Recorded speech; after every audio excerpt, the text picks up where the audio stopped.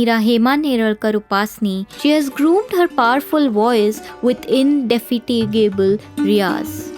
Music is truly in her genes. The Sopranos is a music school and recording studio by Hema Upasni. Classical music is always tagged as serious, but with Sopranos, we will bring the fun element with a structured and extensive program. The Soprano studio is equipped with solid-state Logic Super Analog X-Dex console with latest Pro Tools HD Native. The Mehfil Hall can accommodate up to 100 people with Bhartiya Baitak.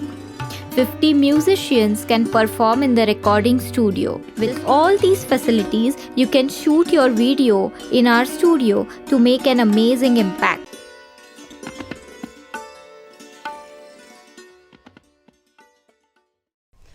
मंडळी नमस्कार, मी हेमा उपासनी the Sopranos recording स्टुडिओच्या music कहानिया या पॉडकास्टमध्ये तुमचं मी स्वागत करते.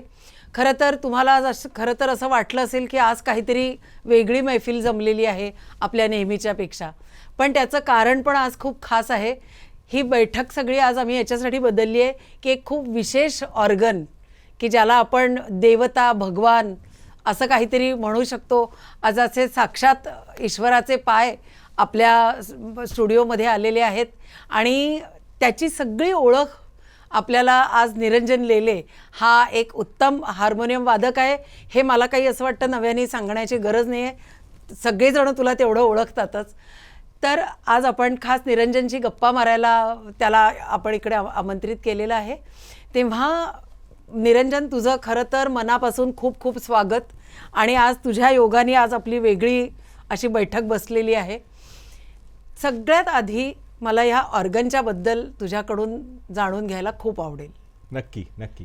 आधी सर्वांना नमस्कार आणि सुप्रानोसचे हेमाताईचे खूप आभार की ही एक विशेष अनौपचारिक मैफिल इथे आज घडून आली आहे आणि त्यानिमित्ताने तुमच्या सगळ्यांशी संवाद साधता येतोय. माझे काही अनुभव, हेमाताईचे काही अनुभव, हा संपूर्ण एक ॲटमॉस्फिअर जे आहे स्टुडिओचं की जिथे आपण छोटेखानी मैफिल करू शकतो, एक वर्कशॉप करू शकतो. संगीतासाठी अतिशय उत्कृष्ट, कारण ॲकॉस्टिकली डिझाईन्ड आहे, AC आहे, लाईट्स आहेत, तुम्हाला स्पीकर्स आहेत, ते पण कमर्शियल जेनेलिक सारखे स्पीकर्स आहेत जे खूप एक्सपेन्सिव्ह आहेत. स्टुडिओ सिस्टीम आहे, त्यामुळे आपण रेकॉर्डिंग करू शकतो, त्याच्यानंतर मैफिली करू शकतो, छोटेखानी मैफिल की जिकडे आपला खरंच श्रोत्यांचा आणि कलाकारांचा एकमेकांशी एक खूप सुंदर संवाद होतो त्याच्यामध्ये. कारण ही जवळीक खूप छान आहे जी आपल्याला ऑडिटोरियममध्ये मिळत नाही. खूप मोठं डिस्टन्स असतं, कधी कधी हजारांनी पब्लिक असतं पण आपल्याला दिसत नसतं. स्टेजवरनं बसून आम्हाला अनुभव येतो, लोकांच्या फक्त टाळ्या ऐकू आल्या की समजतं की अरे चांगलं झालं वाटतं. पण इथे कसं आपल्याला समोरासमोर एक्सप्रेशन्स दिसतात, लोक काही फरमाईशी करतात, लोकांना काय आवडतंय, अजून काय ऐकायचंय, वाजवायचंय, हे सगळंच दिसतं. आम्ही पण कलाकार एकमेकांना खूप छान बघू शकतो. म्हणजे इथे हा एक स्टेजवरचा हा अनुभव खूप चांगला होता माझा. आत्ताचाच मी आदित्य मोडक बरोबर इथे आलो होतो, तर ह्या सगळ्याचं एक खूप छान मिलाफ इथे आला आहे जुळून. तर तुम्ही सर्वांनी पण ह्याचा नक्की लाभ घ्या.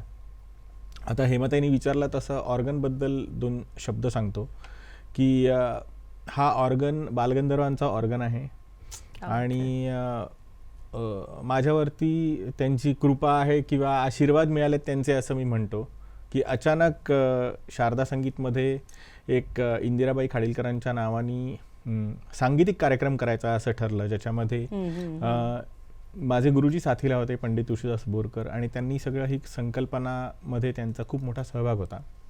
त्यांनी असं म्हटलं, त्यावेळेला मी शिकत होतो, ते म्हणाले की ह्याला थोडंसं संगीत नाटकाचा आणि नाट्यसंगीताच्या हाताखालून जाऊ देत, जसं आपण रस्ता पायाखालून जातो म्हणतात तसं, की त्याचं थोडं त्याच्यावरती संस्कार होऊ देत, म्हणून माझ्याबरोबर हार्मोनियम साथीला म्हणून ह्याला बसवतो असं म्हणून बसवलं. आणि त्यावेळेला अण्णा पेंढारकर होते. प्रत्येक तालमीला गुरुजी नसायचे कारण तेव्हा त्यांच्या खूप मैफिली चालू होत्या. अण्णा पेंढारकर आले, ऑर्गन समोर होता आणि बाजूला बसून मी हार्मोनियमवरनं सूर दिला. हीच हार्मोनियम होती. तर अण्णा माझ्यावरती चिडले आणि म्हणाले की काय रे, ऑर्गन असताना तू हार्मोनियमवर का सूर दिलास? म्हटलं मला काय ऑर्गन वाजवता येत नाही. तर म्हणे काय तुम्ही तरुण मुलं काहीतरी आपले सांगता कारण आणि तुम्हाला काही करायला नको मेहनत, तुमचे गुरुजी एवढे सुंदर, हे सगळं स्टेजवरती चाललंय, अण्णा समोर वरती उभे आहेत, मी खाली आहे आणि हे सगळा संवाद चालू आहे तिथे उभं राहून. तर मी म्हटलं की मी गुरुजींकडे जाऊन ऑर्गन वाजवू शकत नाही, हार्मोनियमवर ऑर्गनचा रियाज करू शकत नाही, तर मी कसं करू? म्हणाले तू खरंच रियाज करणार आहेस का? तर ऑर्गन माझ्याकडनं घेऊन जा. अच्छा. इथे तो विषय संपला. आणि रात्री मी ज्ञानेशदादाशी बोललो. ज्ञानेशदा म्हणाला की मी सांगतो अण्णांशी बोलून काय आहे ते. आणि दुसऱ्या दिवशी ज्ञानेशदानी मला फोन केला की असं असं झालंय, अण्णांनी ऑर्गन मला काढून साफ करून ठेवायला सांगितलंय, तू येणार आहेस हेही सांगितलंय. ओहो. म्हणजे ही एवढी जुनी माणसं, एवढी काय म्हणायचं त्याला, एवढी प्रामाणिक आणि एवढं दुसऱ्यांनी काहीतरी करावं. आणि मी ज्या वेळेला ऑर्गन हा घ्यायला गेलो तेव्हा मला सांगितलं की स्वतःच्या बाळासारखं ह्याला जप, अच्छा, असं ऑर्गन तुला परत मिळणार नाही. तेव्हा मला त्यांनी सांगितलं की हा गंधर्वांचा ऑर्गन आहे, हा खूप जड आहे, वाजवायला जड आहे, पण तू ह्याची काळजी घे.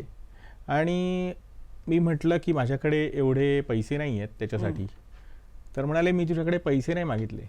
आई ग. म्हणाले माझी इच्छा एवढीच आहे की नवीन जनरेशनमध्ये ऑर्गन वादक ह्या कॅटेगरी खाली कोणीतरी मुलं तयार व्हावीत. अरे वा, क्या बात आणि आहे. तू ह्याच्यावरती मेहनत कर आणि वाजव, क्या हीच बात त्याची आहे. किंमत आहे. किती महत्वाची गोष्ट आहे ना ही. आणि तुला म्हणजे साक्षात बालगंधर्वांचा हा ऑर्गन तुझ्याकडे आला त्या निमित्ताने. अगदी अगदी. म्हणजे जे तुला मी आता म्हटलं ना की आज त्या तुझ्या या निमित्ताने आज इथे काय म्हणतात त्याला, चरण स्पर्श, गंधर्व गायकीचं, गंधर्व गायकी इथे आपल्याला काहीतरी त्याचा अंश आपल्याकडे आलाय. खरंच. बरं, मला आता एक असा प्रश्न पडलेला आहे की मग ऑर्गन आणि हार्मोनियम म्हणजे काय आहे माहिती का, हा आपला जे पॉडकास्ट आहेत ना हे संगीतातली लोक बघतायत तेवढ्याच प्रेमाने, तर त्यांना पण ही म्हणजे फक्त मनोरंजन आणि म्युझिक कहाणीच्या मध्ये जी तुझी आर्टिस्ट म्हणून जो तुझा जर्नी आहे तो तर लोकांना कळणारच आहे, पण ही पण गोष्ट जर त्यांना मिळाली तर त्यांच्या नक्कीच ज्ञानात भर पडेल. तर तू मला ऑर्गन आणि हार्मोनियम तर ह्याच्यातला एक थोडक्यात फरक सांगू शकशील का? हो, अगदी अगदी.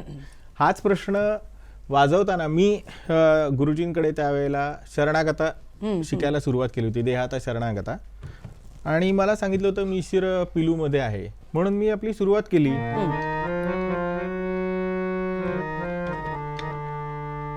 तर म्हणाले काय वाजवतोयस?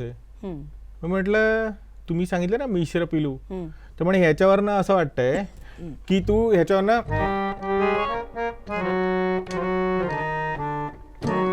इथे ठुमरी चालू होते. अच्छा. देहाता शरणागता कुठेच दिसत नाहीये.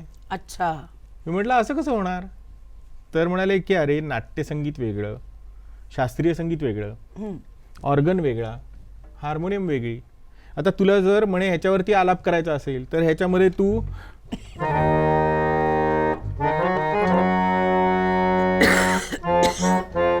आता हे जे कटनोट्स आहेत ना, आता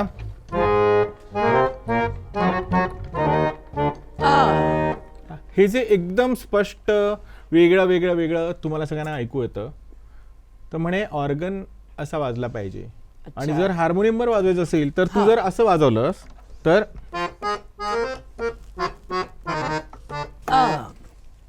नाट्यसंगीत वाजते एवढं कळेल, पण त्याचा लहेजा, त्याचा फील येणार नाही. कारण ह्याचा आवाजाचा पोत वेगळा आहे. हा खूप भारदस्त भरवून आलेला असा आवाज आहे. कीबोर्ड मोठा आहे, ह्याला पेडलिंग आहे, अल्टरनेट पेडलिंग आहे. म्हणून ह्याला इंग्लिश नाव जर म्हटलं तर हा सक्शन अकॉस्टिक रीड ऑर्गन असं म्हणू शकतो याला. अच्छा. सक्शन म्हणजे कशासाठी की आपण श्वास आत घेतो आणि त्याच्यातनं आवाज येतो, आणि ह्याच्यामध्ये सक्शननी आवाज बाहेर येतो. म्हणून ऑर्गनचा आवाज असा अगदी सिंगल नोट जरी वाजवला तरी हा एक आवाज येतो. आणि हार्मोनियमचा आवाज, ह्याच्यामध्ये जो टोनचा फरक आहे तो सक्शनमुळे, ह्याच्यामध्ये सक्शन नाहीये, याच्यात हवा बाहेर टाकताना आवाज येतो, याच्यात हवा आत घेताना आवाज येतो. म्हणजे हा बेसिक असा आवाज येतो आणि ह्याच्यात असा आवाज येतो बेसिकली, फूक बाहेर टाकताना. आणि हार्मोनियमचं एक लस्टर किंवा त्याचा एक टोन, त्याचा एक टिम्बर म्हणू शकतो वाद्याचा, की तो वेगळा आहे. त्याच्यामुळे इथे तुम्ही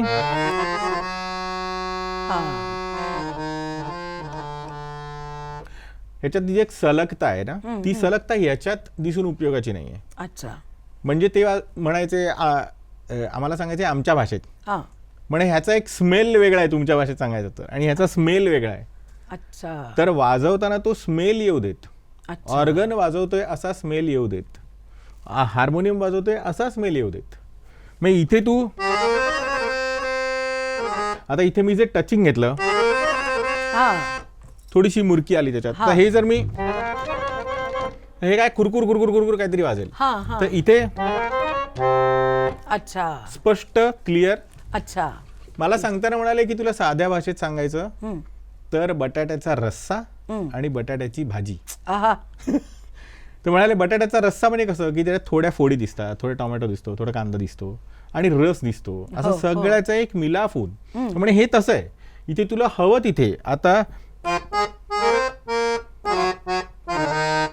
हा तर इथे दे हाता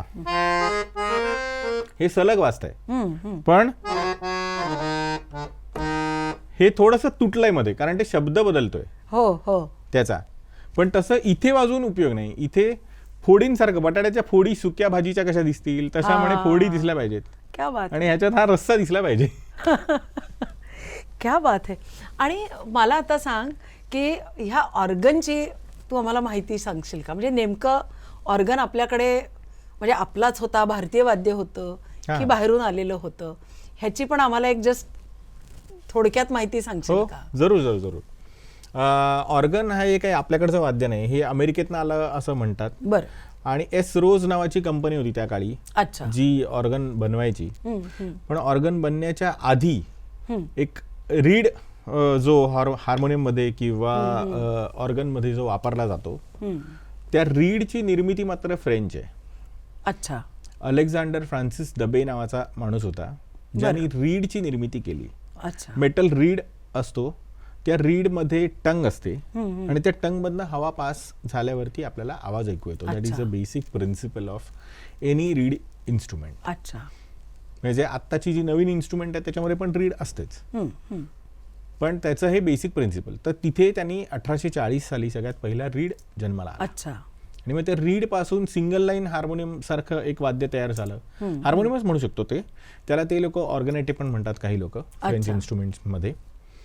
ते एक वाद्य सुधीर नायक सुप्रसिद्ध हार्मोनियम वादक, त्यांचा आत्ताच तुम्ही पॉडकास्ट पण ऐकला असेल, तर आणि त्याच्यात त्यांच्याकडे पण एक त्यांनी आहे. छान ही माहिती सांगितली आहे. पण ही त्यांच्या ठेवणीत असलेली एक खूप छान हार्मोनियमच्या बद्दल तू सांगतो. ऍब्सोल्युटली. आणि त्याच्यावर अलेक्झांडर फ्रान्सिस दबे असं नाव पण लिहिलेलं आहे. सिंगल लाईनची एक छोटी हार्मोनियम आहे जी मी बघितली दादाकडे. अच्छा तर त्यामुळे तिथून खरा तो जन्म झाला, प्रवास झाला. क्या बात. आणि मग हा कॅरी करण्यासाठी सोपा म्हणून बनवण्यात आला. पहिला चर्च ऑर्गन वगैरे जे असायचे जे आपण कॅरी नाही करायचो. अच्छा मग आपल्याला हे कसं कॅरी करता येईल कुठेही, आणि ह्याला इलेक्ट्रिसिटीची गरज नाही, हो ट्युनिंग कधीतरी वर्षातनं एकदा लागतं, त्यामुळे हा वापरात आला. आपल्याकडे ह्याचा प्रसार केव्हा झाला, ज्यावेळेला संगीत नाटकाची सुरुवात झाली आणि संगीत शारदा ज्यावेळेला आलं, त्याच्यानंतर लोकांना असं लक्षात आलं की माणूस बघणारे तिकडे, हो त्याचा आवाज पल्लेदार असायला पाहिजे, शेवटपर्यंत पोहोचायला पाहिजे, हा. कारण त्यावेळेला माईक्स नव्हते. माईक नव्हते बरोबर. मग हार्मोनियमचा आवाज तर येणारच नाही, कदाचित त्यावेळेला हार्मोनियम जन्मालाही नसेल आली. तर त्यावेळेला ऑर्गनचा असा भरून आलेला सूर, कारण पूर्वी सारंगी वाजायची, मग त्याचा सूर कसा एक बो पुरता, हो मग ते बो चेंज होणार, त्यावेळेला तो मध्ये कट होणार. हो ह्याचा सूर कसा एकदा दिला की तुम्हाला हवा तेवढा सलग, सरळ, लांब. म्हणजे मध्ये पेडलिंग बदललंच तरी त्याचा काही काय ह्याच्यावर पण फरक ते पडत. त्याच्यासाठी रियाज करावा लागतो. हो पण पेडलिंग आपण अल्टरनेट पेडलिंग ठेवल्यामुळे हा हा असाच सतत राहू शकतो, अच्छा. कुठेच बदलणार म्हणजे नाही, आणि कंटिन्युटी त्याची ब्रेक होणार नाही. ब्रेक नाही होणार, सलग सरळ एकदम येणारा सूर. क्या बात. याच्यामुळे ह्याला जास्त मान्यता मिळाली.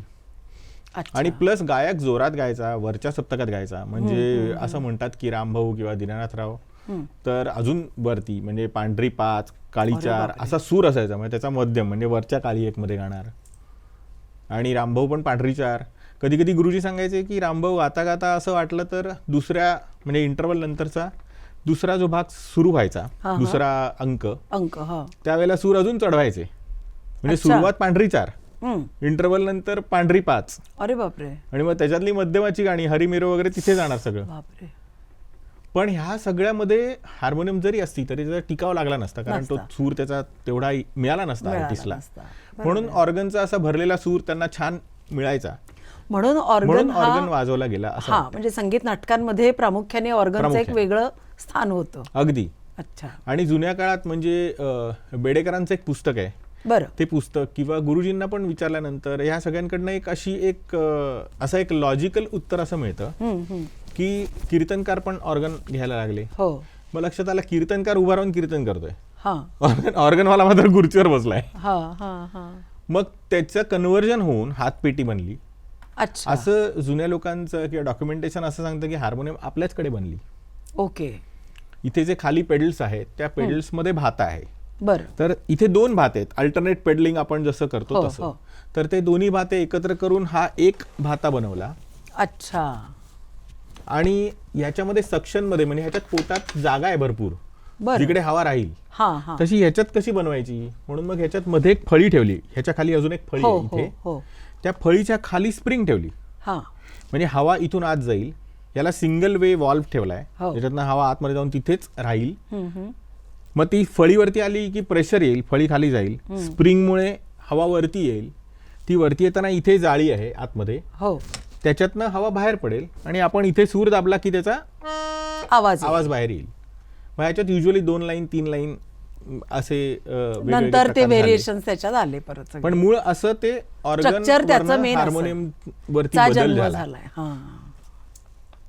वा, क्या बात आहे. म्हणजे इतक्या तू सोप्या भाषेत खरं आज हे सगळ्या गोष्टी सांगतोयस आणि परत ते चाललंय की रियाज ह्याचा प्रामुख्याने, हो. है ना. तर मग तू आधी म्हणजे आता मला आधी सगळ्यात महत्त्वाचं तुला विचारायचं आहे की हे तर खूप पुढच्या सगळ्या गोष्टी झाल्या की तू संगीताकडे तू आलास कसा? म्हणजे तुझ्या घरी काही पार्श्वभूमी अशी होती का की घरात कोणी, म्हणजे जनरली आपण म्हणतो ना की जसं माझ्या घरात वडील होते म्हणजे घरात गाणं होतं गाणंच म्हणजे होतं घरात. तर मला दुसरं काही नाही आलं त्याच्याशिवाय. तर तसं काही तुझ्या घरची काय परिस्थिती होती? माझ्याकडे तसं काहीच नव्हतं. गाण्याचा काहीच संबंध नव्हता. आईकडून बाबांकडून कोणाहीकडनं कोणीही गायक वादक संगीतात क्षेत्रातले असं कोणीही नव्हतं. अरे बाप. माझे आजोबा म्हणजे वडिलांचे वडील हे प्रचंड संगीत प्रेमी होते. बरं. ते नागावला राहायचे. नागाववरनं लॉन्च बुक करून संगीत नाटकासाठी मुंबईला यायचे. अरे बापरे. नाटक बघायचे धोबी तलावला, परत लॉन्चनी घरी जाऊन दुसऱ्या दिवशी शाळा. ते शाळेचे प्रिन्सिपल होते. अच्छा. आणि तशीच आवड कदाचित माझ्या बाबांमध्ये पण होती. बाबा प्रचंड नाटक वेडे. बरं. लहानपणापासून खूप नाट्यसंगीत बाबा रोज गुणगुणत असायचे. अच्छा. आणि त्यामुळे मला अनेक नाट्यपद पाठ झाली, त्यांच्या चाली पाठ झाल्या, किंवा ह्याला साकी म्हणतात, त्याला दिंडी म्हणतात. बाबा गायक नाही पण घरात चांगले सुरात गातात, त्यामुळे कळतं की काय आहे नक्की. आणि सतत गायचे, किंवा त्यांना संगीत नाटकाची आवड असल्यामुळे त्यांनी एक काय केलं, कुठेही संगीत नाटक लागलं की घेऊन जायचे. पण जायच्या आधी बाबांची रोजची सवय होती, रात्री झोपवताना मला गोष्टी सांगायचे ना, तर ते नाटक सांगायचे मला. बरं. म्हणजे सपोज आता आपल्याला पण तेव्हा तुम्ही नागावला राहायचात की मुंबईत? नाही, मुंबईत. अच्छा. माझे आजोबा नागावला राहायचे, जे लॉन्चनी येऊन जायचे. तर इथे सपोज संशय कल्लोळचा प्रयोग बघायला बाबांनी तिकीटं काढली आहेत, तर मला ते आदल्या 1 आठवड्याभरामध्ये संशय कल्लोळची अख्खी स्टोरी थोडी थोडी थोडी थोडी करत सांगायचे.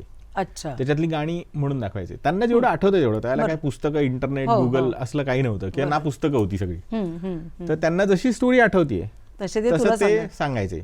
मग त्याला आमच्याकडे एक सोनीचा 2-in-1 रेकॉर्डर होता. अच्छा. त्यावेळेला रेडिओवर गाणी लागायची. हो. आई गाणी रेकॉर्ड करून ठेवायची. बरं. आणि मग मी आलो की, शाळेतनं आलो की ऐकवायची मला. आई बाबांची मेहनत एवढी जास्त होती. आम्ही कांदिवलीला राहायचो. मला चांगलं शिक्षण मिळावं म्हणून पार्ले टिळकला ऍडमिशन घेतली होती. बरं. आई मला रोज सकाळी कांदिवलीतून पार्ल्यात सोडायला यायची, संध्याकाळी घ्यायला यायची, कधी कधी बाबा घ्यायला यायचे. पण का तर ह्याच्यावर चांगले संस्कार व्हावेत पार्ल्यातले. अच्छा. म्हणून पार्लं हे खूप महत्वाचं आहे संगीताच्या दृष्टीने. नंतर आपल्या सगळ्या मैफिली झाल्या. हिराबाई बडोदेकरांच्या नावाने मैफिल व्हायची त्या काळात. त्याच्यानंतर आपला मोठा सुरेश बाबू आणि ह्यांचा हृदय शाटचा फेस्टिवल व्हायचा. फेस्टिवल आम्ही ऐकायला जायचो. रात्रभर मैफिल चालायची. त्या मैफिली ऐकण्याची सवय तिथून लागली. अच्छा. म्हणजे गुरुजींना मी सगळ्यात पहिलं पाहिलं ते आनंद गंधर्व म्हणजे आनंद भाटेचं गाणं होतं. अच्छा. तर मी खूप छोटा होतो. माझ्यासाठी म्हणून दूध, चॉकलेट, केळं असं सगळं घेऊन आई, बाबा आणि आजीला नेलं होतं की कोणीतरी दोघांमधलं एक गाणं ऐकेल, हा जर राहिला नाही तर. तेव्हा मी सगळ्यात पहिल्यांदा बघितलं काळी टोपीवाला एक माणूस तेव्हा तुझं बसून साधारण काय वाजवतोय. वय असेल? तेव्हा मी ज्युनियर केजी असेल कदाचित, म्हणजे आई साधारण गं. 5-6 वर्षाचा वगैरे असेल. 6 वर्षाचा. आणि भरत कामात होते पण मग सगळे. तेव्हा तू पहिल्यांदा गुरुजींना पाहिलंस? तेव्हा मी पहिल्यांदा गुरुजींना पाहिलं, म्हणजे आधी नाटकात पाहिलं असेल तर मला एवढी आठवत आठवतही नाही. नसेल आठवण ही आहे मला. बरं. नाटकं पण पाहिली. जयमालाबाईंची मला वाटतं 60 शांत होती, त्या निमित्ताने कार्यक्रम झाला होता. तर तेव्हा खूप पाऊस होता, आम्हाला तिकीट मिळत नव्हतं. तर मोहन तोंडवळकर होते. तर बाबांच्या खांद्यावर मी बसलो होतो वरती आणि आम्ही बाहेर उभे होतो की आम्हाला तिकीट मिळत नाही म्हणून. तर ते कोणाला तरी रिसीव्ह करायला म्हणून बाहेर थांबले होते. तेव्हा बोलणं झालं, का रे तुम्ही थांबलाय? म्हणे आम्हाला तिकीट मिळत नाही. मग कोणाला बघायचंय? एक तिकीट दिलं तर तू येशील का एकटा? असं. तर मी म्हटलं हो येईन. अच्छा. म्हणून तू येऊन ऐकणार काय? हा. तर मी सांगितलं की याच्यात जयमालाबाई आहे, त्याच्यात अरविंद पिळगावकर आहेत. तर त्यांनाही नावं ऐकून म्हणाले अच्छा मग नाट्यपद माहिती आहे का? मग मी त्यांना एक ओळ गाऊन दाखवली. तर म्हणाले अरे चला मी तुम्हाला बसवतो. म्हणून त्यांनी त्यांच्याकडची तिकीटं देऊन आम्हाला बसवलं. आई गं. आणि बसवलं कुठे? तर गोविंदरावांच्या मागे बी रो मध्ये. गोविंदरावांच्या मिसेस आमच्या बाजूला बसल्या होत्या आणि ते सगळं गाणं ऐकून मी पण त्यांच्यावर गायचो. मी म्हटलं अरे ह्याच्यात थोड्या वेगळ्या गात आहेत. बाबांनी मला सांगितलं आत्ता बोलू नको, या वयस्कर झालेत, तू ऐकलंस ते जुनं रेकॉर्डिंग ऐकलंय. मग त्यामुळे अशी संगीताची ओळख झाली. कार्यक्रम झाले, मी गायला लागलो. वीरा आठवले आणि त्यांच्या सूनबाई अनिता आठवले यांच्याकडे मी गाण्याचं शिक्षण पण घेतलं. बरं. व्यास संगीत विद्यालयात शिकलो. बरं. विशारद पर्यंतचं शिक्षण झालं माझं गाण्याचं. म्हणजे आणि तुझं हार्मोनियमचं. विशारद केलंस म्हणजे नक्कीच 6-1 वर्ष शिक्षण झालंय त्याचं. हो, म्हणजे दोन्ही एकत्र शिकत होतो मी. अच्छा. आधी सगळ्यात पहिलं बाबांचे एक मित्र आहेत आपले शेंबेकर म्हणून, शशिकांत शेंबेकर, जे मनोहर चिमोटांचे शिष्य आहेत. अरे वा. बरं. तर ते म्हणाले ह्याला काही येतं का म्हणून त्याच्याकडे घेऊन गेले शिकवायला. मग तिथे माझं हार्मोनियमचं थोडंसं शिक्षण झालं असं म्हणू शकतो. पण मग हार्मोनियमच का? म्हणजे तू गाण्याकडे पण म्हणजे तुझं गाणं चालूच होतं, पण मग हार्मोनियमकडे तू नेमका कुठल्या पॉइंटला तुला किंवा त्यावेळेला बाबांना? हो, त्यावेळेला हेच सांगतो की विशारदचं माझी जी परीक्षा होती त्यावेळेला माझा आवाज फुटत होता. तर प्रॉब्लेम असा व्हायचा, मी त्यावेळेला गाण्याचा अभ्यास करायचो, हार्मोनियमवर तेच वाजवायचो आणि हार्मोनियम आणि गायन अशा दोन्ही परीक्षा द्यायचो. तर त्यावेळेला असं झालं होतं की आडाणा गायचा असेल तर पांढरी जात कारण वरती आवाज जात नाही. बरोबर आहे. आणि जर दरबारी गायचं असेल तर पांढरी दोन खालती आवाज जात नाही. या सगळ्या भानगडीमध्ये मला तिथे जे कोणी आले होते त्यांनी सांगितलं की तू आता असं कर ना, तू आता एकच काहीतरी कॉन्सन्ट्रेट कर. अच्छा.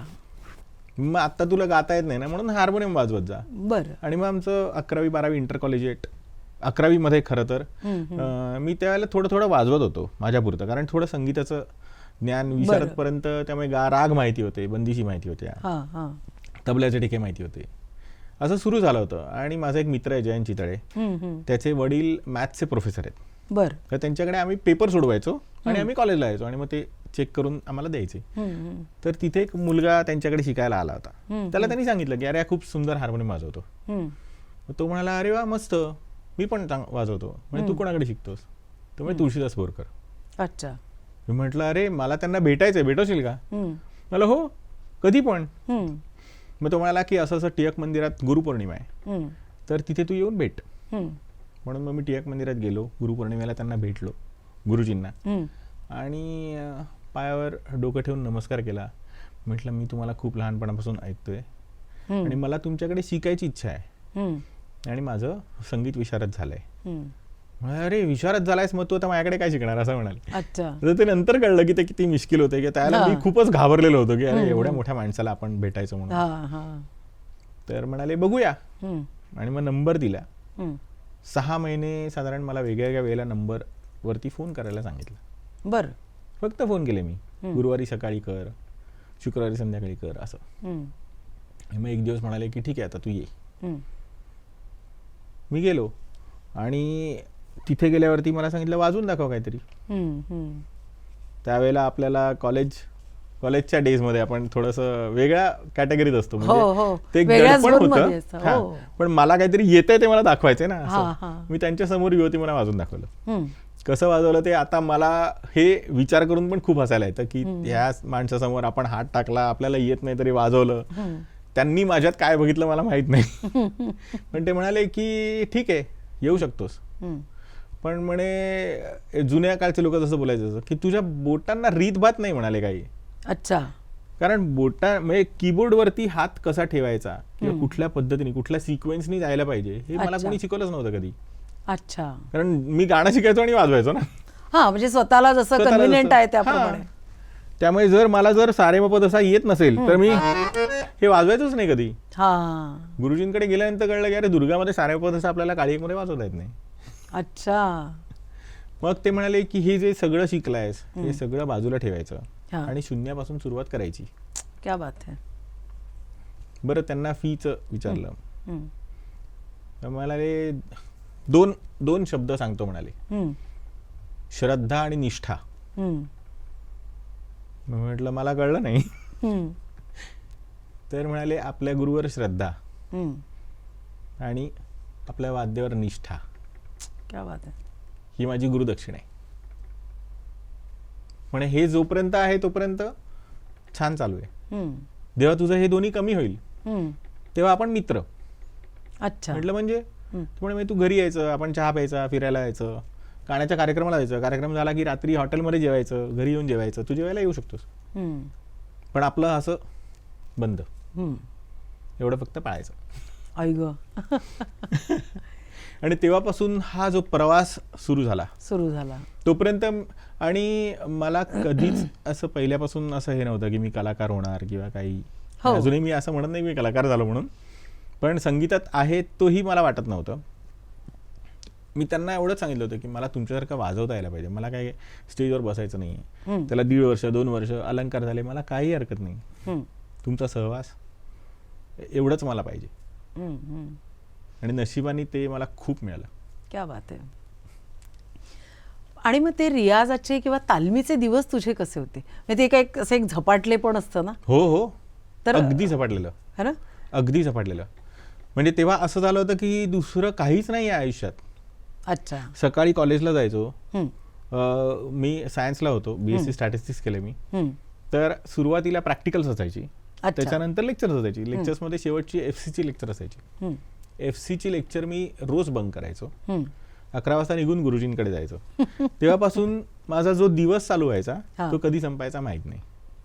सकाळी आम्ही गेलो की गुरुजी चहा पिऊन बसणार. आधी पांढरी एक सारेगमपधनिसा. हा, मला गुरुजींबद्दल इतकं कौतुक म्हणायचं, प्रेम म्हणायचं, आदर म्हणायचं, जे काही म्हणायचं असेल तो शब्द मला शब्दात व्यक्त नाही करता येणार ते. पण मला दिसतोय तो एवढा मोठा माणूस दिसतोय की ज्यांनी एक संगीत नाटकामध्ये एवढं मोठं कार्य केलंय किंवा अशा दिग्गजांबरोबर, रामभाऊ पासून सगळ्यांबरोबर संगीत नाटक वाजवलं, हिराबाईंबरोबर वाजवलंय. आणि मैफिली बघितल्या तर राशिद खान, अजय चक्रवर्ती, राजन सजन मिश्रा. मला असं वाटतं भारतातलं कोणीच नाव असं नसेल की. खरंच. आणि आपण ज्यांना बघितलं नाही, म्हणजे मल्लिकार्जुन मनसुरांसारखा माणूस की जो म्हणजे एका मिनिटात राग बदलणार. असं एक राग संपला लगेच दुसरा राग चालू. आणि डायरेक्ट बंदिशीला कधी कधी म्हणजे सुरुवातीचा मुखडा पण नाही घ्यायचं काही, डायरेक्ट बंदिश सुरुवात. एवढं अलर्ट राहून अशा लोकांबरोबर वाजवणं आणि एवढा मोठा माणूस असून माझ्या बरोबर बसून आता हे वाजवायचं माझ्या बरोबर बसून 1-1 तास. बापरे. धा दिन दिन दा असा तिकडे तबला मशीनवरचा ठेका चालू. हे म्हणजे आता मागे वळून पाहिलं तर असं वाटतं की किती खालती येऊन त्यांनी शिकवलं आम्हाला. किती खालच्या दर्जाला, की म्हणजे अगदी एवढ्या बेसिक पासून मग एकपट दुप्पट बापरे, मग एकपट दुप्पट तिप्पट असं. आणि मग एकदा मग हे झाल्यावरती मग थाट बदलायचा. सूर तोच, फक्त मग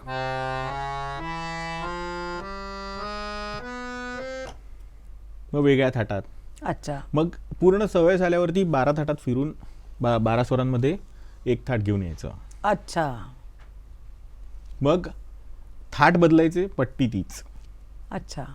असे वेगवेगळे पहिलं जवळजवळ 1.5 ते 2 वर्ष हेच चाललं होतं. अच्छा. फक्त वेगळ्या वेगळ्या पट्ट्यांमध्ये, वेगळ्या वेगळ्या थाटांमध्ये अलंकार, त्याची प्रॅक्टिस, बोटांची. कारण जसं ते म्हणाले की तुझ्या बोटांवर संस्कार नाही आहेत. तो मुद्दा आपला तिथे सुरू झालेला होता की बोटांना संस्कार नाहीयेत. म्हणजे मी असं ठेवायचं. म्हणजे त्याचं तुला उत्तर मिळायला 2 वर्ष गेले का? 2 वर्ष गेली. मग त्याच्यानंतर मला कळलं की अच्छा मी बोट असं ठेवायचो किंवा मला वाजवताना असं वाजवायची सवय होती. म्हणाले असं वाजून कसं होईल ना, बोटाचा हा पोर्शन लागला पाहिजे. अच्छा. तर म्हणे तुला जर सपाट तान वाजवायची असेल तर तू जर असं वाजवलं हो. याच लईमध्ये वाजवू शकतोस तू. हा. हे कसं वाजणार, ह्याच्यासाठी तुला हेच वाजलं पाहिजे. क्या बात आहे. पण ही नजर यायला 2 वर्ष गेली. आपल्याला ऐकताना खूप छान वाटतं की अरे गुरुजी काय वाजवतात. आणि ते बघताना किती सोपं वाटतं ना. बघताना अतिशय सोपं वाटतं. अतिशय म्हणजे ह्याच्यात काय अवघड आहे असं वाटतच नाही काही.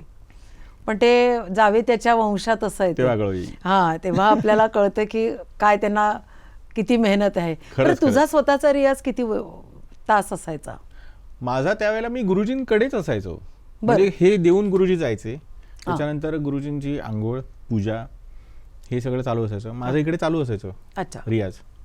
तर मला कधी वाटलं की चालेल ना असं. तर मला वाजवताना मध्ये अडकत होतो मी. म्हणजे सपोज आता पांढरी 2 मध्ये चाललंय हा, माझं हा. किंवा काळी 1 मध्ये भैरव चाललाय, हा. तर माझा ह्याच्यात कट व्हायचा. ब्रेक येतोय मध्ये असा. तर ते म्हणाले ब्रेक येऊन उपयोगाचा नाही. हा. तर म्हणे ह्याला पांढरी 2 ला इथे तुझा मधलं बोट यायला पाहिजे. अच्छा. तर मी म्हटलं अरे हा माणूस आत्ता आंघोळीवरनं बाहेर आलाय. हा. त्यांच्या अशा खोल्या होत्या की बाथरूम किंवा त्यांचं हा, हा. बेडरूम, बाथरूम, किचन आणि हॉल, आणि मी हॉलमध्ये बसायचो. हा. हा. इथे भिंती आहेत, ते मला बघू नाही शकत आहेत अजिबात. ते तिकडनं मला सांगतायत की पांढरी 2 ला अंगठा घेतलास तर प्रश्न सुटेल. आई ग. म्हणजे काय त्यांचा विचार काय असेल तिकडे त्यांना तिथे बेडरूम मध्ये असताना मला हो, हो. सांगतायत की पांढरी 2 ला अंगठा घे. म्हणजे तू ती प्रॉपर बोट वापरलेलं नाही आहेस हे त्यांना तिथे तिथे बसून कळलं की perfect. कशामुळे हा कट येत असेल. किंवा काळी 1 मध्ये वाजवताना आता मी जसं दुर्गाचं उदाहरण दिलं, तर आपली बोट कशी जातात. मग आता हे सलग कसं वाजणार, कुठेतरी कट येणार ना. हो, हो. मला काळी 2 आणि काळी 5 ला अंगठा घेतलाच तर प्रश्न सुटेल. मग सलग वाजलं म्हणजे क्या बात आहे. हे अंगठा जर नाही घेतला तर येणारच नाही. मग हे चालू असायचं. मग जेवण झालं हा. की गुरुजींना थोडा वेळ पडायची सवय असायची, झोपायचं नाहीत. पाठ सरळ करतो म्हणायचे. मग पाठ सरळ करायची. गुरुजींकडे खूप रेकॉर्डिंगचं कलेक्शन होतं. बरं.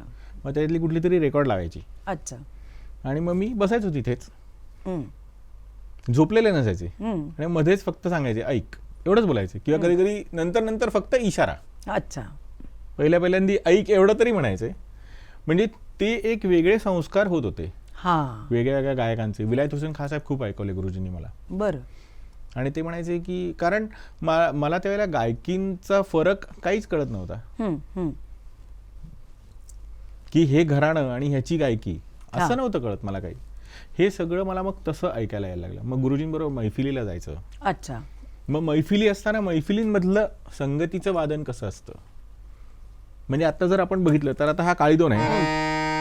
आता ह्याच्यातनं जर गंधार वाजवला, ही टेम्पर्ड स्केल आहे, तर हा गंधार जडात चढा वाजतो तानपुरापेक्षा. हो. मग तो वाजवताना जर आता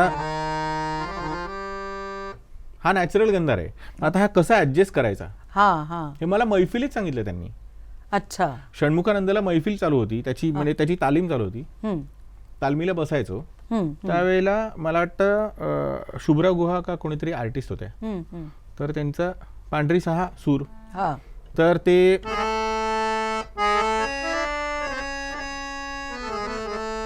तर माझ्याकडे बघून मुद्दामून त्यांनी असं वाजवलं आणि मग त्या शुभ्राताईंनी इथे बघितलं. मग ते असं करून वाजवलं आणि मग मला इथे बघायला सांगितलं. मग एकाच वेळेला भात्याचं टेन्शन, एकाच वेळेला हा कीबोर्ड मधला ही की ही हळू दाबायची.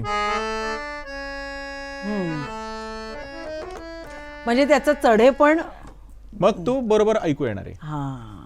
हे टेम्पर्ड स्केल मध्ये गुरुजींनी सगळ्या कलाकारांबरोबर ह्याच हार्मोनियमवर वाजवलंय. जी हार्मोनियम मला त्यांनी नंतर आशीर्वाद रूपी त्यांनी मला सांगितलं की आता ही तुझ्याकडे ठेव. क्या बात आहे. हा त्यांचा आशीर्वाद आहे. मी ह्याच्यावरती खूप रियाज केलाय याच वाद्यावर अरे वा. गुरुजींकडे असताना. पण गुरुजींच्या बरोबरीने एक कॉन्ट्रीब्युशन म्हणजे मामी. हा.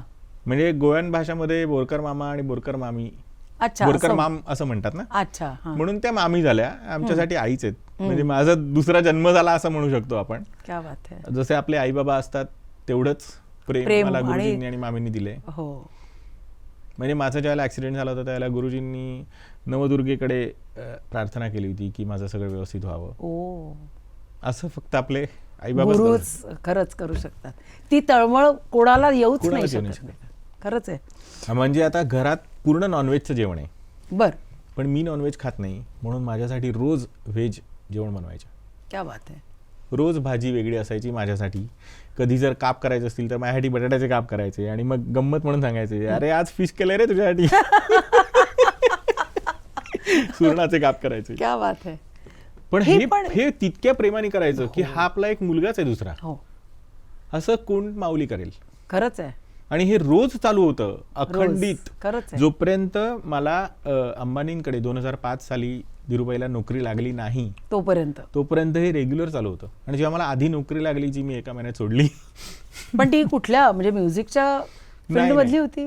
मग जसं मी मगाशी बोलता बोललो की मला ह्याच्यात काही करिअर करायचं नव्हतं. हां, माझं BSc स्टॅटिस्टिक्स झालं होतं, कम्प्युटर प्रोग्रामिंग झालं होतं आणि मला प्रोग्रामिंगची जेट एअरवेजमधली नोकरी लागली होती. अच्छा पण मी ह्या सगळ्या माहोलपासून खूप तुटत होतो अच्छा. आणि मला सहन नव्हतं होत म्हणून मी एका महिन्यात ती नोकरी सोडली. अर्थात याच्यात आईबाबांचा खूप मोठा वाटा आहे की त्यांनी मला सांगितलं, प्रोत्साहन दिलं की हा चल तुला जमतंय तेवढं कर. माझ्या नकळत त्यांनी गुरुजींना विचारलं होतं, ही गोष्ट मला नंतर कळली की म्हणजे ह्याची पात्रता आहे का, हा उगीच उडतोय की मी पूर्ण वेळ संगीत करणार म्हणून. मग गुरुजी म्हणाले की नाही, श्रीखंडपुरीचं आपण सांगू शकत नाही पण पोळी भाजी नक्की कमवू शकेल. खरंच आहे. त्यामुळे मग ती सोडली. मग पूर्ण वेळ संगीतात. मग गुरुजींनी शारदा संगीत विद्यालयामध्ये नोकरी लावली. अच्छा. की ह्याचं एक सिक्युअर इन्कम काहीतरी चालू होईल.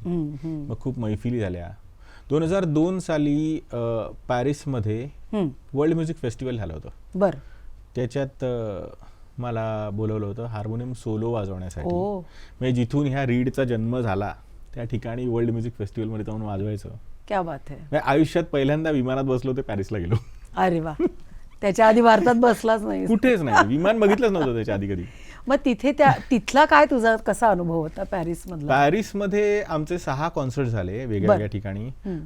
आणि वर्ल्ड म्युझिक फेस्टिवलमध्ये काही क्युबन आर्टिस्ट होते. ओके. पॅलेस्टाईनचे 2 जण होते ज्यांच्याबरोबर आम्ही एक फ्युजनचा कॉन्सर्ट केला. अमोल खानापूरकर म्हणून एक सदाशिव पवारांचा शिष्य आहे. बर. तो रुईया कॉलेजमध्ये होता, मी पार्ला कॉलेजला होतो. आमचा असंच एका कोणाच्या तरी घरी कार्यक्रम होता. बरं. आणि त्या कार्यक्रमाला एक फॉरेनर्स काही लोक आले होते. त्यांच्यातल्या एकाने आम्हाला सांगितलं की तुम्ही मला रेकॉर्डिंग पाठवा, आम्ही तुम्हाला बोलवू शकतो because you are very talented वगैरे वगैरे वगैरे. आमच्याकडे तेवढे पैसे नव्हते त्यावेळेला. 50-50 रुपये काढून अमोल खानापूरकरची फियाट होती, त्याच्यातनं आम्ही आमच्या एका मित्राकडे जाऊन 10-10 मिनिटाचे सोलो रेकॉर्ड केले. अमोल खानापूरकरची बहीण ही आरतीताईंकडे शिकत होती त्यावेळेला, किशोरी. तर तिचं 10 मिनिटाचं गाणं, अमोलचा 10 मिनिटाचा तबला सोलो, माझा 10 मिनिटाचा हार्मोनियम सोलो, आणि त्यांना पाठवलं आणि ते त्यांना आवडलं, त्यांनी बोलवलं. तर तिथे स्पेशली झाला ऐकल्यानंतर माझ्याकडे खूप लोक बघायला आले होते की मी आतमध्ये काय मेकॅनिझम लावलंय किंवा स्प्रिंग लावली. कारण त्यांना अपेक्षा नव्हती की हे जे असतं ना हे वाजणारच नाही कधीच. अच्छा. त्यामुळे खूप जणांनी सांगितलं मला हे उडून दाखवा, मग तुम्ही हातामध्ये काय लावलंय का असं मला म्युझिशियन्सनी येऊन विचारलं की what is this you are playing. म्हटलं this is a unique style created specially on harmonium. आणि मग हार्मोनियम साठी काही गोष्टी जसं की पी मधुकरांनी केलं की एकाच की वरती 4 फिंगर्सनी वाजवायचं. बरं. म्हणजे त्याच्यामध्ये तंतकारीचा थोडा त्याच्यामध्ये आभास होतो. मग त्यांनी त्यांच्या बंदिशी पण बनवल्या होत्या. म्हणजे जसं की गुरुजी वगैरे ती बंदिश नेहमी वाजवतात. बरं. तिलक देस असं कॉम्बिनेशन आहे. तिलक कामोद आणि देस असं कॉम्बिनेशन. आता अगदी जवळजवळचं राग, त्याच्यामुळे आपल्याला वाजवताना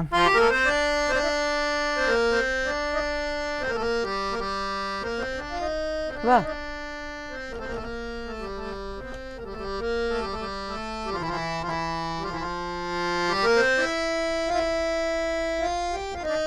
वा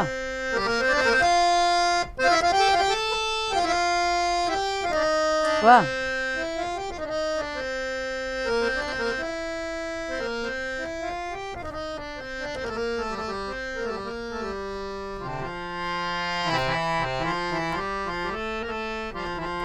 आता त्याच्यामध्ये जी स्टाईल होती ना ती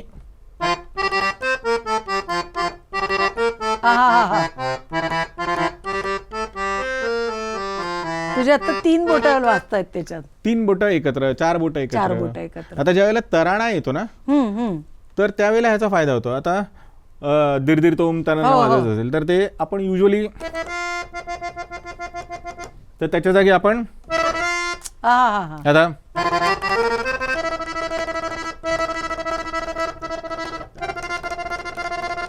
वा. हे आपण हवं तेवढं हवा त्या गायकीच्या पद्धतीने वाजवू शकतो. हे फिंगरिंगची एक विशेष स्टाईल, त्याच्यासाठी पण लोकांनी विचारलं. अच्छा मग नंतर जर्मनमध्ये पण वर्ल्ड म्युझिक फेस्टिवल झाला, तिथेही गेलो. अच्छा. पार्लमेंटमध्ये गेलो. पार्लमेंटमध्ये गुलजार साहेब होते, शिवा मुदगल होत्या क्या बात आहे. आणि जगजितजी होते. मग तेव्हा तू कोणाच्या साथीला गेलास की तुझा सोलोच होता फक्त? शुभाजींबरोबर गेलो होतो क्या त्याला. बात शुभा आहे. मुदगल, डॉक्टर अनिश प्रधान अरे वा. आणि प्रताप रथ बरं. असे होते. आणि पार्लमेंटच्या सेंट्रल हॉलला 150 वर्ष पूर्ण झाली, त्या निमित्ताने कार्यक्रम होता. काय ओकेजन होतं मस्त ते पण. आणि त्याच्यात गुलजार साहेबांनी कविता केली होती, अच्छा. जगजितजी पण गायले होते. आणि बरं. शुभाजी झाशीच्या राणीवरती जी कविता आहे, सुभद्रा कुमार चौहान यांची, ती त्यांनी सादर केली होती. अच्छा, म्हणजे त्याच्यासाठी खास गेला गेलो होतास तू. होतो. क्या बात आहे. किती त्यामुळे हा आठवणी आहेत ना ह्या एकदम नो सगळ्या? वेअर, हो. No artist, not trying to become artist, तिथपासून इथपर्यंतचा प्रवास. हो, तसंही आपण आपली अशी जर्नी मला असं वाटतं ठरवून, म्हणजे असं अजिबातच लहानपणी ठरवूच शकत नाही तसं. अजिबातच है नाही. ना? आणि ठरवलेलं होतं ते घडत नाही होत. हे ठरवलं होतं की प्रोग्रामिंग मध्ये जायचंय, हो, पण तुझं प्रोग्रामिंग वरनं काहीतरी वेगळं वेगळं झालेलं करून होतं. आलेलं होतं. बरं, तू साऊंड इंजिनिअरिंगचे पण कोर्सेस केलेस. होय होय. मग हे कशाला, म्हणजे आमच्या पण फील्डमध्ये तू का म्हणजे आमच्यामध्ये का आलास? एक अभ्यास किंवा एक किडा म्हणून करावं असं वाटलं. आणि त्यावेळेला युनिव्हर्सिटीनी 2 कोर्सेस चालू केले होते. बरं. साऊंड इंजिनिअरिंगचा कोर्स मनोहर कुंटे हो, सरांच्या हो, अंडर होता. आणि म्युझिक प्रोग्रॅमिंगचा कोर्स होता जो बरं. अनिल मोहिले करत होते. अच्छा. अरे वा. आणि अनिल मोहिले सर आणि मनोहर कुंटे यांचा एकत्र हा कोर्स झाल्यामुळे आमचं शेवटचं सबमिशन असं होतं की 9 महिन्याचा कोर्स होता. त्याच्यानंतर सबमिशन असं होतं की जे म्युझिक अरेंजर लोकांचा कोर्स आहे स्टुडंट्सचा, त्यांनी काहीतरी एक क्रिएट करायचं जे आम्ही रेकॉर्ड करायचं. ओके. आणि ते प्रेझेंट करायचं. बरं. सो हे एवढं सगळं क्रिएटिव्ह परत कधीच घडलं नाही. युनिव्हर्सिटीमध्ये अजूनही कोर्स चालू असेल, मला माहिती नाही आता करेक्ट, पण मला खूप इच्छा होती की हे साऊंड नक्की प्रकरण काय आहे, आपल्याला त्याचा काय फायदा होऊ शकतो ही गोष्ट अजून निराळी, पण एक जिज्ञासा म्हणून मी तो कोर्स केला त्यावेळेला. आणि खूप छान लोकांनी मार्गदर्शन केलं. DB विश्वासजी होते जे आम्हाला NCPA मध्ये घेऊन गेले. NCPAचं सगळं स्ट्रक्चर, आतमधलं स्ट्रक्चर, हायड्रोलिक मध्ये कसं स्टेज वरती येतं खालती जातं, मग त्यांनी अकॉस्टिकली चेंजेस काय होतात, अकॉस्टिक डिझाईन म्हणजे काय, NCPAचं थिएटर दाखवलं आम्हाला जे अकॉस्टिकली डिझाईन आहे, किंवा पृथ्वी थिएटर आता जे आपण बघतो.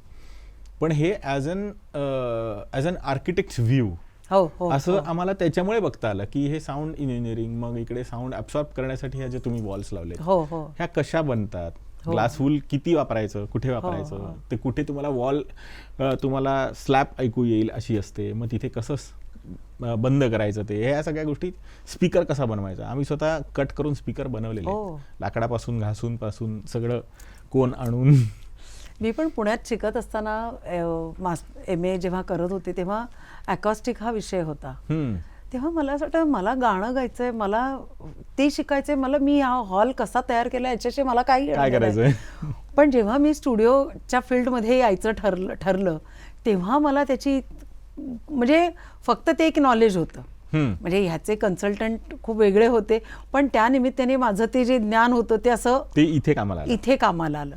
आणि ते इतकं इंटरेस्टिंग होतं की सगळ्या गोष्टींचा, म्हणजे हा रफ कपडा पण का वापरायचा आहे, रॉक वूल काय आहे, ग्लास वूल काय आहे, मग ते कुठली काय म्हणायचं त्याला, वेव्स पण व्हायब्रेशन पण पास नाही झालं पाहिजे, त्याच्यासाठी ते रबर कशा वापरायचे त्याच्यातले, ते इतकी मजा आली हे सगळं करताना. या तुझ्या निमित्ताने मी पण माझे जरा, आम्ही त्यासाठी पुण्याला FTIला पण येऊन गेलो. आणि मग पुण्यामध्ये आम्ही नॅचरल रिवर्ब कसा वापरला गेला तुम्ही पण बघितलं असेल. तिथे एक डोम आहे आणि त्या डोम मध्ये एक रॉड लावलाय.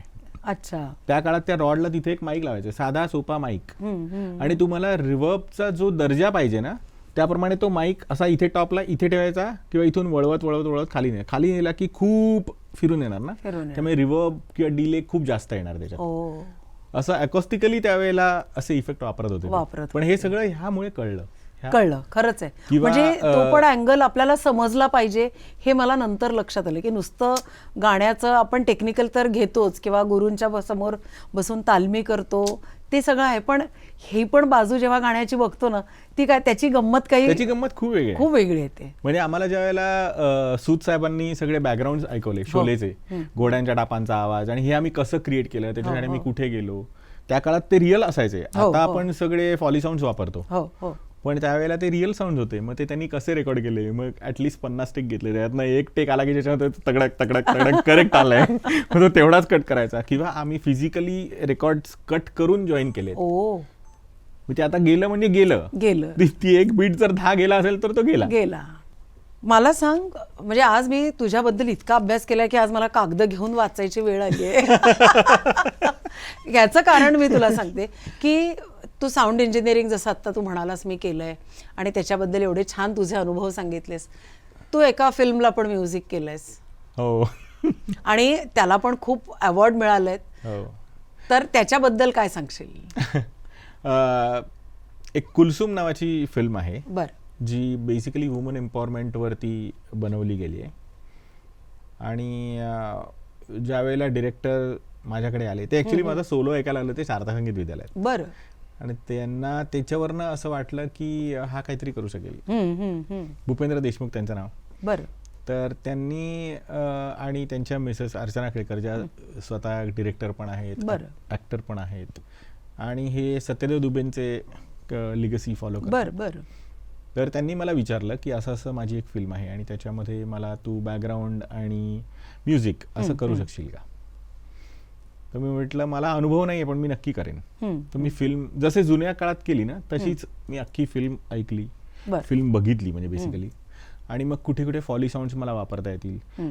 आणि विशेषतः म्हणजे ती फिल्म आणि अजून एक झीची एक सिल्वटे म्हणून फिल्म आहे ज्याचं मी बॅकग्राऊंड केलं, त्याच्यामध्ये मी फक्त हार्मोनियम वापरले.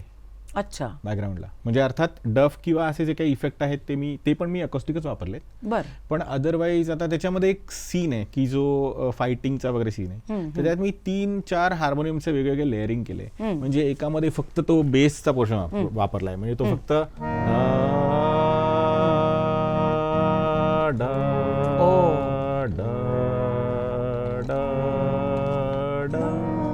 असा एक सिक्वेन्स त्याचा चालू राहतो. आणि मग इकडे त्याचा हार्मोनियम वरती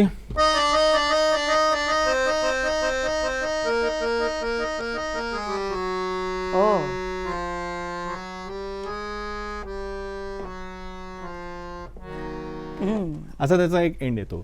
पण हे सगळं एकत्र फक्त हार्मोनियमवर वाजवलंय आणि त्याचं खूप चांगलं अप्रिसिएशन मिळालं. त्याच्यात एक कव्वाली पण होती जी कृष्णा बोंगणेंनी गायली आहे. क्या बात आहे. तर ती आपण ऐकू पण शकतो. नक्की, तू आम्हाला दे, आम्ही आमच्या एडिटमध्ये खास लावू ती तिकडे. नक्की. आणि त्याच्यासाठी दादासाहेब फाळके ज्युरी अवॉर्ड पण मिळालं. बरं. कारण हे खूप विशेष संगीत झालं म्हणून. अरे वा. सूफी अल्बमसाठी पण थोडं काम केलं, त्याच्यासाठी पण म्युझिकल अरेंजमेंट्स केल्या. क्या बात है.